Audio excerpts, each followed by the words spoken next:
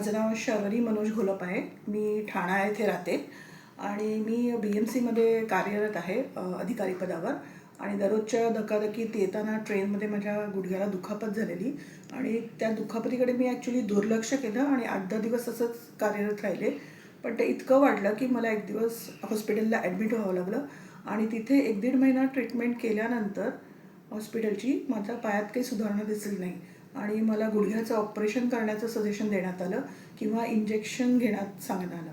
परंतु मी व्हर्टिकेअरची ॲड बघितलेली होती आणि रील्स पण बघितल्या होत्या. त्यातून मी इथे येऊन चौकशी केली आणि त्यांनी मला खात्री दिली की तुम्ही ट्रीटमेंट घेतल्यानंतर काही सेशननंतर तुम्हाला फरक पडेल आणि त्यांच्या विश्वासावरती मी ट्रीटमेंट सुरू केली आणि मला 10-12 सेशनमध्येच खूप फरक पडला. म्हणजे जवळजवळ 80 to 90 फरक पडला.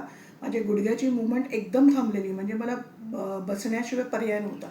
परंतु आता मी जवळजवळ एक 15-16 सेशनमध्ये माझं पूर्णपणे बरी झाली आहे आणि मी खूप हॅपी आहे. आणि particularly doctor Mansi, doctor Manisha यांचं मी खूप थँक्स म्हणेन की त्यांनी मला वेळोवेळी इतकं छान इन्स्ट्रक्शन्स दिल्या आणि घरीही काही एक्सरसाइज करण्यासाठी सांगितल्या आणि त्यामुळे माझा आज पाय पूर्णपणे बरा झाला आणि मी आता थोड्या दिवसात ऑफिसलाही जॉईन करते आहे. Thanks to team.